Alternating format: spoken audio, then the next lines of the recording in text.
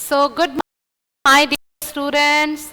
Now tell me, can you hear and see me properly?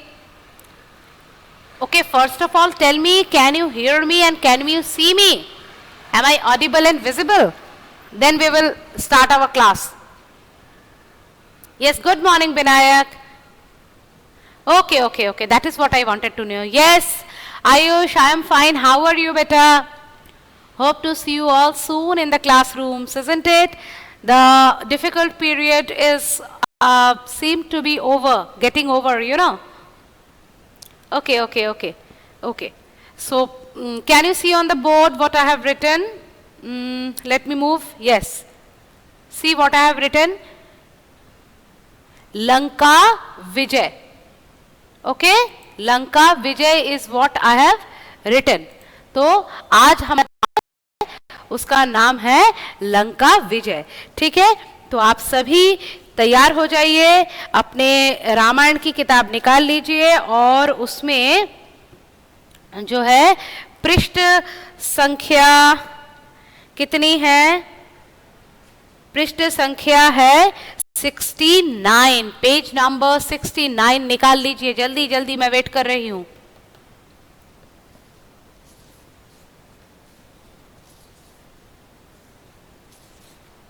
बहुत बड़ा chapter है. Page number 69 से page number 79 तक 10 पेजेस का चैप्टर है. यानी आज तो ये समाप्त होने से रहा. चलिए कोई नहीं, देख लेते हैं.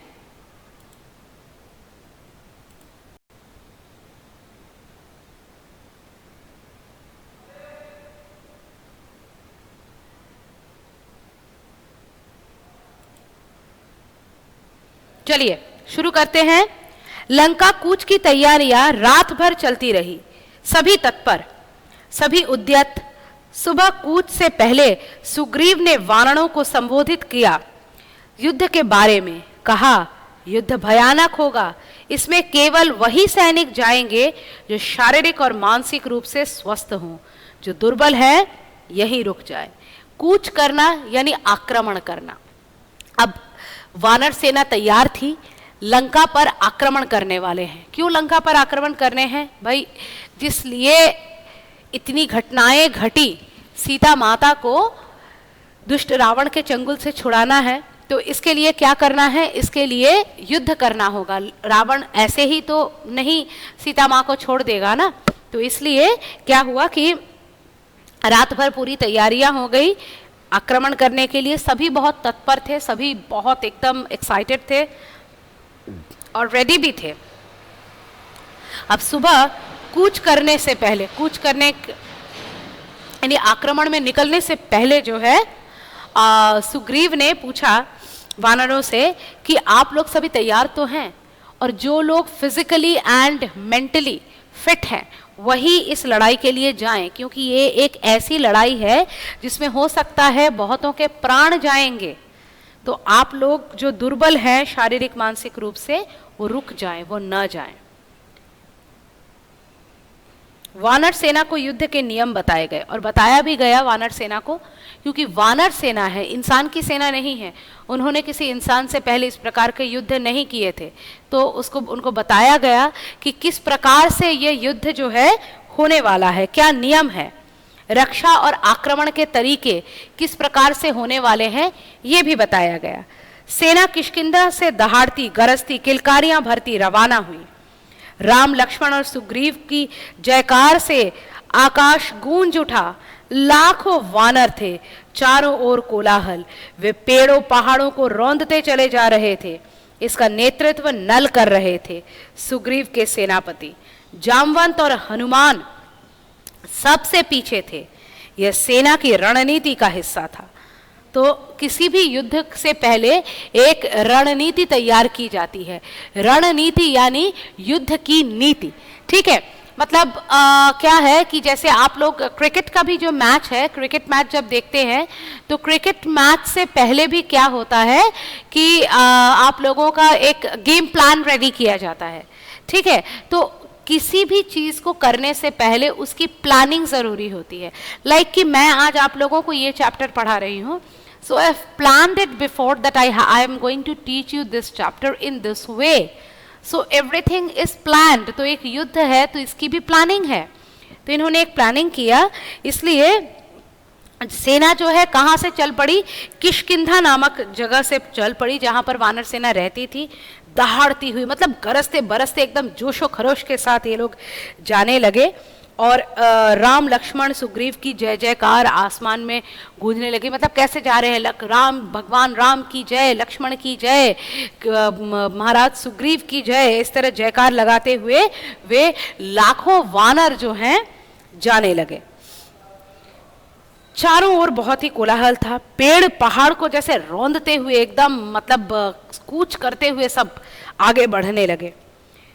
सबसे पहले दल का नेतृत्व कौन कर रहा है, नल नामक एक वीर वानर.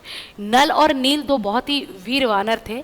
तो नल जो है सबसे पहले वो नेतृत्व कर रहा है. नल कौन है, सुग्रीव जो वानर सेना का राजा है उसका सेनापति है नल, वो सबसे सामने जा रहा है. जामवंत और हनुमान जो है वो सबसे पीछे जा रहे हैं. और यही उनके रणनीति का, युद्ध के नीति का उनका हिस्सा है. यही उनका प्लानिंग था कि ये सामने जाएगा और ये लोग पीछे जाएंगे. दिन रात चलकर सेना ने महेंद्र पर्वत पर डेरा डाला. दिन रात चले, आसान काम तो है नहीं. दिन रात चलने के बाद उन्होंने महेंद्र पर्वत पर जाकर उस दिन के लिए विश्राम करना सही समझा. डेरा लगाया यानी शेल्टर लगाया. वही पर्वत जहाँ से हनुमान ने छलांग लगाई थी. ये वही पर्वत है जहाँ से हनुमान जी ने छलांग लगाई थी. समुद्र निकट ही था. पर्वत पर सेना का ध्वज लगाया गया. पर्वत पर सेना ने अपना पताका लगाया कि we are here, that's a kind of mark that they are here. तंबू लगाए, पताकाएं हवा में लहरा रही थी. तंबू लगाए और जो पताकाएं थी, जो ध्वजाएं थी, वो हवा में लहरा रहे थे. उधर लंका में खलबली मची हुई थी. और लंका में क्या हो रहा था, लंका में बिल्कुल एकदम सब कुछ क्या बोले, अस्त व्यस्त सा हो रहा था. राक्षसों में बहुत बेचैनी थी. मन में डर भी बैठ गया था क्योंकि राम की शक्ति को लेकर किसी को कोई संदेह नहीं था. जिसका दूत लंका में आग लगा सकता है वह स्वयं कितना शक्तिशाली होगा. इससे पहले ही हनुमान जी आते हैं और अपनी पूंछ में उनके पूंछ में आग लगाई जाती है और उस आग को लेकर वो पूरे लंका में ऐसे घूमते हैं कि लंका में आग लगा देते हैं. सोने की लंका आग से लथपथ हो जाती है. तो देखते हैं कि जिसका दूत जो केवल खबरी था, जो केवल खबर लेकर आया था, वही इतना खतरनाक है, तो उसका राजा पता नहीं क्या होने वाला है.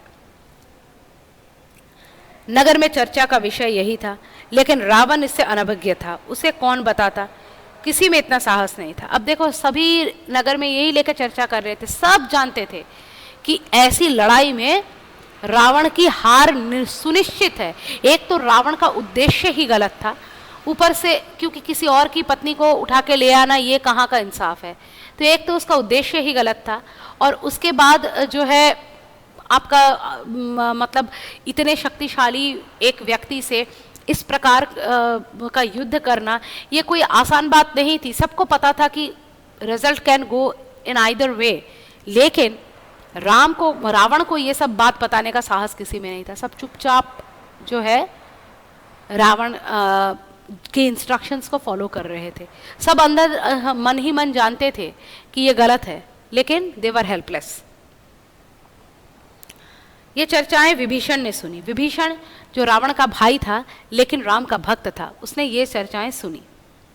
हाँ Tanaz, I am fine dear, how are you.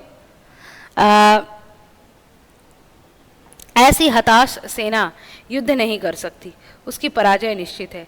वे रावण के पास गए, उसे यही स्थिति बताने समझाने राम से युद्ध न किया जाए. उन्होंने कहा, आप सीता को लौटा दें, सबका कल्याण इसी में है. सीता मिल जाएंगी तो वे आक्रमण नहीं करेंगे. अब देखो, जैसे रावण ने जबरदस्ती बिना किसी कारण के सीता को अगवा कर लिया था, राम जी मर्यादा पुरुषोत्तम थे. वे तो न्याय के पथ के अनुचर थे, वे कभी भी अन्याय नहीं करते थे किसी के साथ. तो इस वजह से वो जो है किसी भी तरह से किसी का बुरा नहीं चाहने वाले व्यक्ति थे.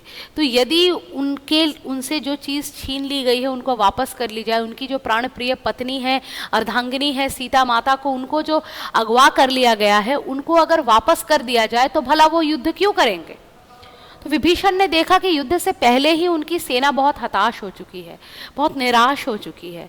तो उसने क्या किया कि जाकर के अपने, किसी को तो बताने की हिम्मत नहीं थी, तो उसने जाकर के अपने भाई को बताना सही समझा कि भाई ये तो मतलब ऐसी हताश निराश सेना जिसने युद्ध से पहले ही हथियार डाल दिए हों, वो भला क्या युद्ध करेगा, तो आप लोग प्लीज़ ये युद्ध जो है रोक दीजिए। लेकिन और ये भी साथ में कहा कि अब सीता माता को लौटा दीजिए। तो ये लौटाने के बाद भी आपने क्यों उनका अपहरण किया था, ये सोचकर ये लोग युद्ध नहीं करेंगे। रावण ने विभीषण की बातें अनसुनी कर दी, लेकिन रावण ने विभीषण की बातें सुनने का प्रयोजन ही नहीं समझा। उन्हें अपने कक्ष से निकाल दिया और उन्हें अपने कक्ष से, यानी अपने उनका जो रूम था वहां से निकाल दिया। क्रोध में वे स्वयं भी उठकर वहां से चल पड़ा और क्रोध में खुद भी चला गया सभा कक्ष की ओर। उसे राम के समुद्र तट पर पहुंचने का समाचार मिल चुका था। वो जानता था कि राम समुद्र तट पर पहुंच चुका है। सैनिकों ने राम की सेना की पताकाएं दूर से देख ली थी, क्योंकि उन्होंने जो पताकाएं लगाई थी सैनिकों ने दूर से देख ली थी। विभीषण रावण से पीछे चलते रहे, बोलते रहे, सीता आपके गले में बंधा सांप है, वह आपको डस लेगा। छोटी सी बात है, समझ लीजिए लंकाधीराज, ये संकेत महाविनाश के हैं। मैं अब भी कहता हूँ सीता को लौटा दीजिए, लंका बच जाएगी।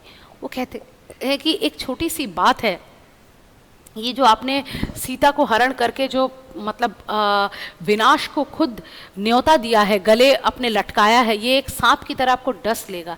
आप अगर इससे मुक्त होना चाहते हैं तो आप सीता को लौटा दीजिए। इसमें केवल आपका ही ध्वंस नहीं होगा, पूरी लंका ध्वस्त हो जाएगी, क्योंकि महाराज पर आक्रमण करने से पहले तो उनकी सेना पर से होकर के गुजरना पड़ेगा, तो पूरी सेना सबकी मौत हो जाएगी, इतना प्राण विनाश होगा। क्यों कर रहे हैं ऐसा? लेकिन कौन सुनाए? विनाश काले विपरीत बुद्धि कहते हैं ना, जब किसी का मतलब बुरा वो खुद चाहता है तो वो उसकी बुद्धि भी उल्टी काम करती है। तुम मेरे भाई नहीं शत्रु हो, मेरे शत्रु के शुभ चिंतक हो। रावण का क्रोध भड़क उठा, उसको बोला कि तुम मेरे भाई नहीं हो, तुम तो मेरे शत्रु हो। जो मेरा शत्रु है राम, तुम उसके वेल विशर हो, तुम उसके लिए अच्छा बोल रहे हो, निकल जाओ यहाँ से, मुझे तुम्हारा साथ नहीं चाहिए। रावण सभागार की ओर मुड़ा, विभीषण पीछे, दोनों के रास्ते अलग हो गए। विभीषण वहां से हट गया, क्योंकि विभीषण अन्याय के लिए लड़ा हुआ युद्ध कभी लड़ना नहीं चाहते थे। उसने समझाया, अपने तरफ से जितनी कोशिश वो कर सकता था उसने किया। अब अगर रावण नहीं माना तो he is not responsible for that, he moved away from that place. Vibhishan उसी रात लंका से निकल गए 4 सहायकों के साथ। विभीषण के भी 4 सहायक थे जो उनकी बातों को फॉलो करते थे, उनके साथ विभीषण उसी रात को निकल गए और वे राम जी के पास जाने लगे। समुद्र पार राम के शिविर में अचानक खलबली मची। एक वानर चिल्लाकर सबको सावधान करने लगा, हमारे शिविर में राक्षस आ गए हैं। विभीषण भी रावण की तरह राक्षसी है, तो एक वानर ने चिल्लाकर कहा कि हमारा जो शिविर है, हमारा जो ये शेल्टर है, यहाँ पर राक्षस आ रहे हैं। अब उनको क्या पता कि विभीषण भले के लिए आ रहे हैं। विभीषण कुछ दूर खड़े थे, वानर ने उन्हें सुग्रीव के सामने पेश किया। विभीषण थोड़ी दूर में खड़े थे, वानर ले जाके उनको सुग्रीव के पास गए। वानर राज में लंका के राजा रावण का छोटा भाई, अब दुश्मन का भाई है भाई, क्यों ये लोग वेलकम करेंगे? तो बोला कि मैं लंका के राजा रावण, जिससे आप लोग कल युद्ध करने वाले हैं, मैं उसका भाई हूँ। मैं रावण की शरण में मैं राम की शरण में आया हूँ और मैं राम की शरण में आया हूँ। अब कोई ऐसा बोलेगा तो भला कोई विश्वास करेगा? लोगों को लगेगा ये तो भाई रावण की कोई चाल होगी, हमारे कोई सीक्रेट्स के लिए इसको भेजा होगा। आप मुझे उनके पास पहुंचा दे। विभीषण के चेहरे पर डर नहीं था, विभीषण के चेहरे पर कोई भी डर नहीं था, एकदम confidently, because he was telling a truth and he was true from inside. That's why that confidence was there in on his face. So he was very confident, and he wanted to meet the king of the enemy fort, but he was not showing any kind of regret in his face. He was coming from the enemies and he is going to shake hands with the enemies, but there was no sign of any pain or anything on his face. ये confidence कब आता है जानते हैं? जब आप अंदर से सच्चाई को जानते हैं, चाहे पूरी दुनिया आपको झुठला दे, लेकिन आप जानते हैं कि आप सच हैं, तभी ये कॉन्फिडेंस आपको आता है। विश्वास था, शब्दों में षड्यंत्र नहीं था, कातरता थी। बहुत कातर, बहुत विनम्र होकर बोल रहे थे और शब्दों में कोई षड्यंत्र की गंध नहीं आ रही थी। याचना थी, रिक्वेस्ट था। सुग्रीव को उनकी बात पर फिर भी भरोसा नहीं हुआ, लेकिन सुग्रीव भी राजा हैं वानरों के। वो कैसे, जिनको वो राम को वो अपनी सेना दे रहे हैं, जिनके लिए वो युद्ध कर रहे हैं, वो भला उनको जोखिम में कैसे डाल सकते थे? इसलिए उनको भी पूरी तरह से भरोसा नहीं हुआ। मेरा नाम विभीषण है, राम ने मुझे लंका से निकाल दिया है। मैंने उनसे सीता को लौटाने की बात कही थी। क्रोध और अहंकार में चूर रावण ने मुझे सभा में अपमानित किया और मैं प्राण बचाकर आया हूँ। एक बार राम से मिलवा दे, मैं उनसे कुछ कहना चाहता हूँ। ये बोला गया। सुग्रीव राम के पास गए। मन में शंका अब भी थी, मन में उनके अभी भी डाउट था। अंगद भी उन्हें संदेह की दृष्टि से देख रहे थे। अंगद जो थे सुग्रीव के पुत्र, वो भी उनको बहुत डाउट की नज़र से देख रहे थे। भाई ये कौन है, पता नहीं किस इंटेंशन से आया है। राम ने बात सुनी और कहा, हमें विभीषण को स्वीकार करना चाहिए। मैं शरण में आए व्यक्ति को कभी निराश नहीं करता, यह मेरी नीति है। विभीषण को आदर से अंदर ले आइए। तो राम ने कहा कि हमको विभीषण को स्वीकार करना चाहिए। मर्यादा से भरे हुए व्यक्ति हैं, भला मर्यादा पुरुषोत्तम कभी अपने शरणार्थी को वापस करते? तो बोला, मैं तो अपने शरण में आए किसी व्यक्ति को कभी भी खाली हाथ निराश नहीं लौटाता हूँ। ये मेरी नीति है, चाहे वो किसी भी उद्देश्य से आया है, उसको आदर से अंदर लेके आओ। विभीषण राम के पास पहुंचे। राम ने उनका सत्कार किया। ये नहीं कि एनिमी का भाई आया है, उनको बकायदा उनका सत्कार किया, उनको आदर किया। लंका का समाचार पूछा। जल्दी ही विभीषण ने राम के विश्वास पात्र बन गए और जल्दी ही विभीषण राम के एकदम विश्वास के पात्र, ट्रस्टवर्दी बन गए।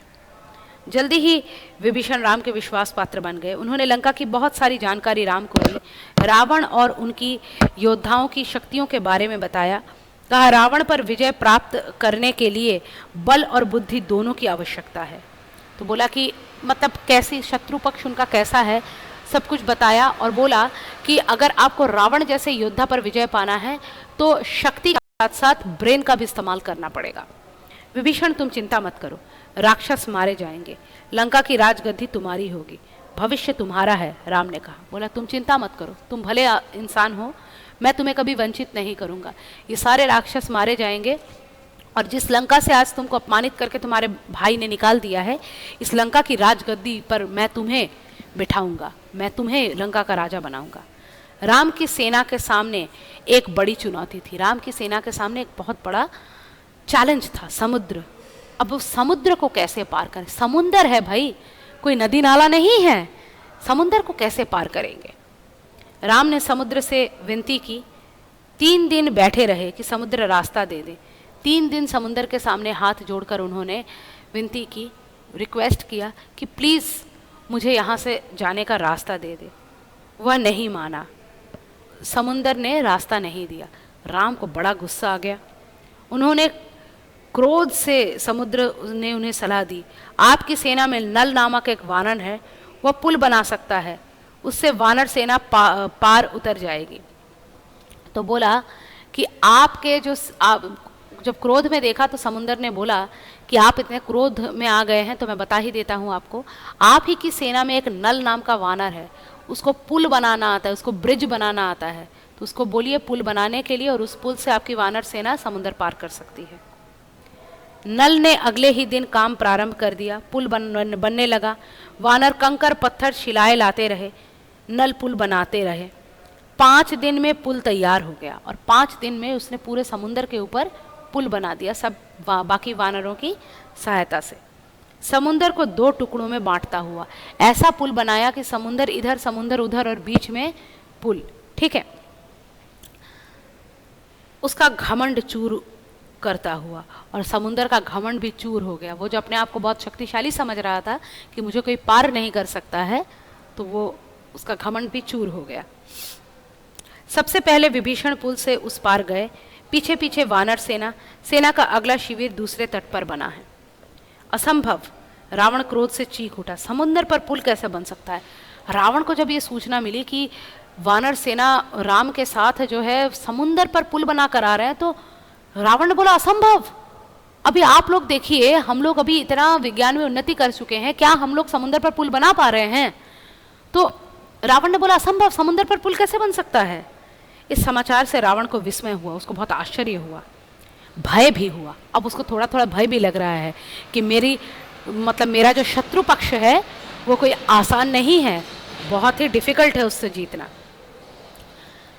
लेकिन उसने जो मन में ठान लिया था उसे डिगा नहीं, लेकिन उसने अपने मन में जो ठान लिया था उससे वो बिल्कुल भी हिला नहीं।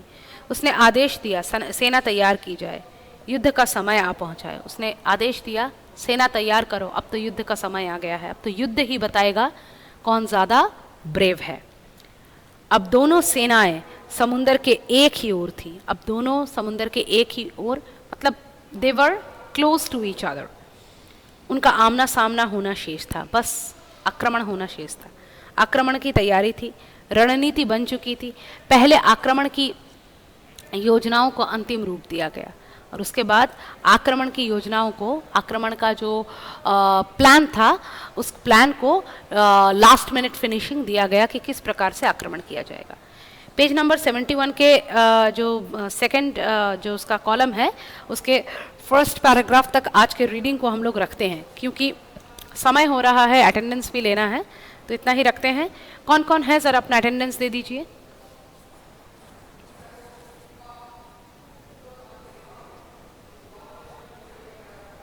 तनाज, आयुष,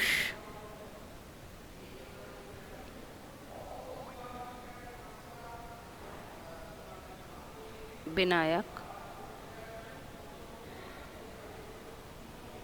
तो स्टूडेंट्स, जहाँ तक मैंने पढ़ाया वहाँ तक आप लोगों को समझ में आया है? थोड़ा बताएं मुझे, फिर मुझे हेल्प होगा आप लोगों को आगे पढ़ाने में। Did you understand up to what I have taught? कोई डिफ़िकल्टी है आप लोगों को कहीं पर भी, कुछ समझने में दिक्कत हो रहा है तो बताइए। Any problem? No problem, no doubt? Okay, that's fine.